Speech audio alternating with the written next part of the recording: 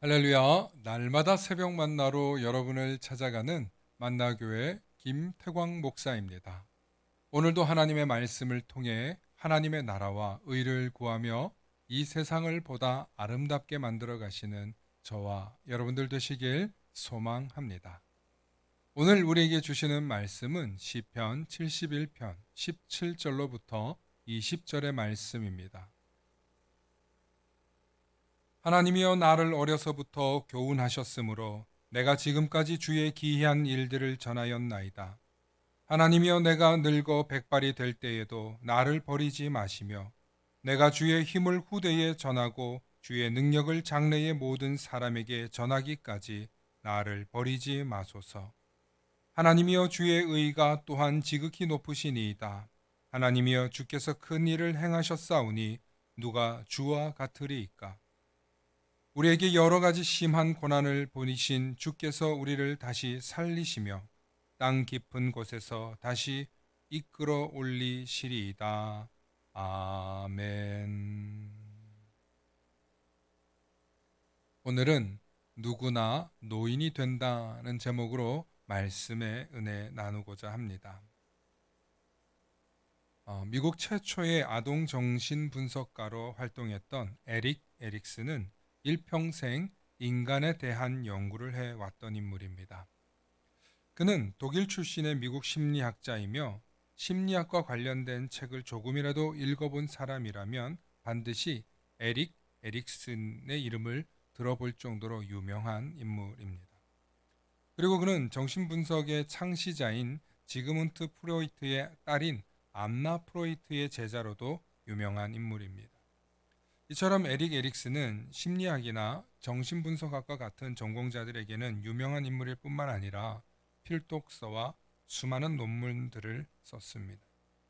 그런 에릭슨이 노년의 인생의 8단계라는 책을 써서 학계에 큰 영향을 끼쳤는데 그가 마지막으로 한 것은 자신이 진짜 노인이 된 후 다소 충격적인 일을 경험하게 되더라는 것입니다.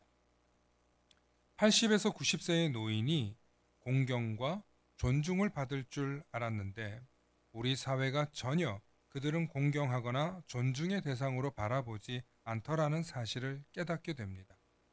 그래서 그는 인생의 마지막 단계인 90살 무렵 인생의 9단계라는 논문을 집필하기로 마음먹습니다.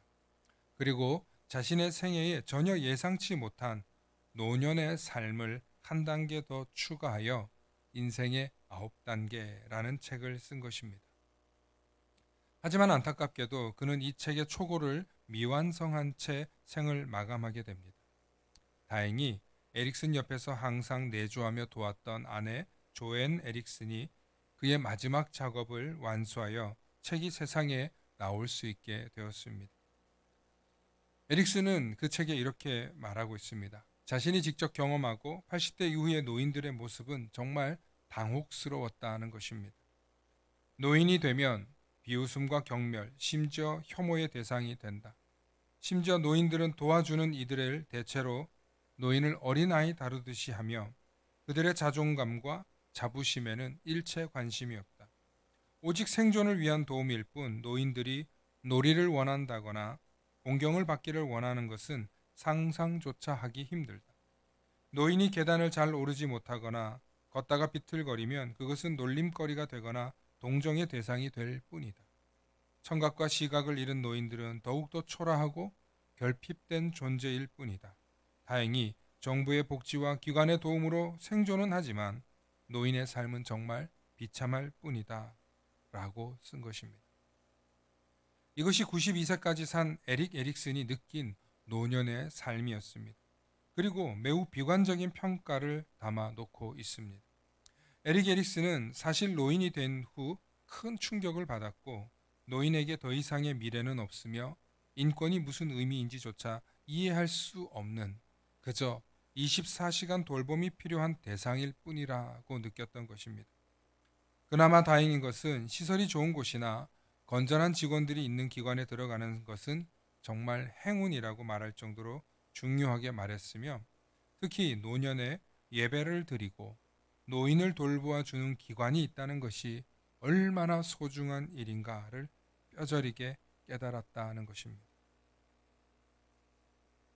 사람은 태어난 이후 누구나 늙습니다. 노화를 경험하게 되고 노인이 됩니다.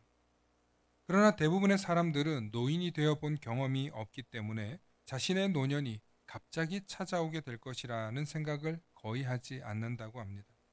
심지어 나이가 60에서 70이 되었어도 아직 건강하신 분들은 노인이 될 것을 알고 있었지만 여전히 노인이 되면 정신적으로 어떤 상태가 되어야 하고 사회로부터 어떤 평가를 받게 되는지에 대해서는 어떤 경험을 하게 될지 자세히 알지 못한다고 합니다. 생각조차 하지 않는다는 것이죠. 그런 의미에서 우리는 하루라도 빨리 우리가 노인이 된다는 사실을 인정하고 노년에 어떤 삶을 살아야 할지 구체적인 계획과 방향이 있어야 한다는 것입니다. 많은 사람들이 노년에 초라해지지 않으려면 돈이 있어야 생각을 하여 열심히 돈을 법니다. 돈 버는 일에만 몰두합니다. 하지만 돈이 모든 문제를 결코 해결해 주지 않습니다. 오히려 돈이 없는 사람도 노년에는 복지 혜택으로 자신의 삶을 안정적으로 누릴 수도 있습니다. 에릭슨은 두 가지를 말합니다. 하나는 종교의 힘을 빌리는 것입니다. 종교의 힘은 기본적인 사회복지와 대인관계 등 누군가의 돌봄 혹은 영적인 돌봄 그 이상을 의미하는 것입니다. 또 다른 하나는 모든 분야에 있어서 초월적인 존재가 되어 가는 것입니다. 80이 넘은 노년에 인생이 새로워지고 성숙해진다는 것은 불가능한 일입니다.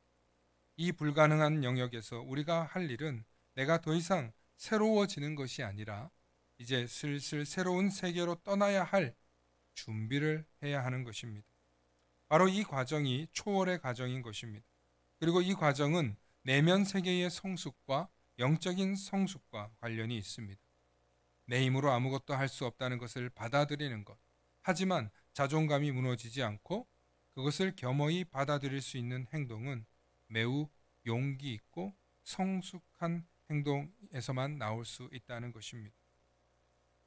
이러한 일이 가능하도록 하는 것이 바로 믿음의 길이요, 신앙의 길이요, 영적 성숙의 길입니다. 짧은 시간 많은 것을 설명할 수 없지만 우리는 누구나 노인이 된다는 것은 틀림없는 사실입니다. 그리고 노인이 되었을 그때 용기 있게 우리의 연약함을 인정하고 수용할 수 있는 성숙한 믿음은 아무나 할 수 없는 행동이라는 것입니다. 이를 위하여 우리는 지금부터 겸손함과 온유함과 영적인 성숙함을 위해서 우리의 믿음의 길을 다져야 할 것입니다.